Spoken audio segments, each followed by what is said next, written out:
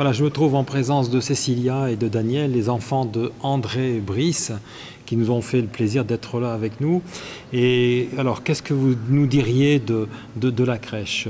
Bon, cette crèche, je pense qu'elle a été faite en souvenir aussi des débuts des Spoutnik et de Gagarine, parce que papa l'évoquait au moment de ses 80 ans. Et je pense qu'elle a dû être créée, à mon avis, aux alentours des années 67, 68, 70, quand il a changé de four électrique en ayant un four un peu plus important et qui pouvait avoir des cuissons plus élevées.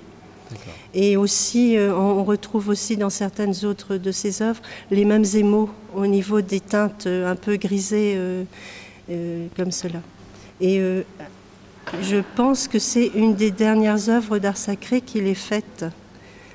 Auparavant, il avait quand même fait différents chemins de croix sur la région de Lille, au centre Oscar Lambret, à l'église Saint-Louis à Fives, et un chemin de croix pour les Pères Blancs qui est situé maintenant à Brie-sur-Marne. On avait une crèche familiale, et on a toujours une crèche familiale de petits santons de Provence, donc où on retrouvait tous les santons de Provence et aussi tous les personnages de la famille. Donc nous, on est sur la crèche en enfant, il y a les parents, les grands-parents, les oncles et tantes, enfin tout le monde, le petit chien qu'il y avait à la maison, et lui-même, il s'était fait en potier en train de tourner un pot.